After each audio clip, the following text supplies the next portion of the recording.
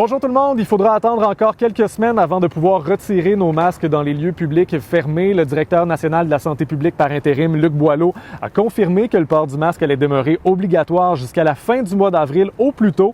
Il a tenu à rappeler que le virus circule toujours dans la province.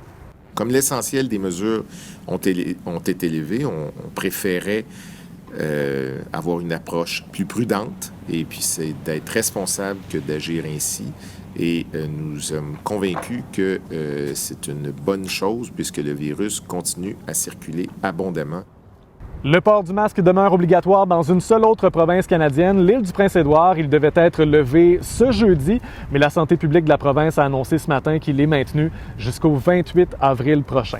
De retour chez nous, je prends un instant pour vous parler du nouveau service du RTC, le Flexibus. Depuis le 7 mars dernier, il permet aux citoyens de certaines banlieues de Québec de se déplacer n'importe où dans les zones desservies sur demande pour le prix d'un billet d'autobus. Et bien, le maire Marchand a dévoilé les premiers chiffres de fréquentation lors de la séance du conseil municipal hier soir. Plus de 2000 déplacements ont été effectués depuis la mise en service. Pour en savoir davantage, vous pouvez télécharger l'appli Flexibus sur le App Store et sur Google Play. Près de 3000 personnes l'ont fait jusqu'à maintenant.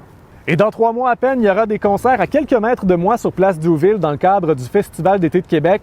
La prévente des laissez-passer pour les membres des Jardins avait lieu ce midi. 20 000 laissez-passer étaient disponibles au prix réduit de 120 $. Eh bien, ça a pris moins d'1 heure pour les écouler. Le coût régulier va être de 130 $ cette année. C'est 20 $ de plus qu'il y a 3 ans. Quant à la programmation, elle va être dévoilée à 11h55 mercredi. Tania Beaumont, Colin Côté-Paulette et moi-même allons réagir à chaud sur la page Facebook d'Ici Québec. Donc, soyez des nôtres. Pour d'autres nouvelles, consultez l'appli Info de Radio-Canada.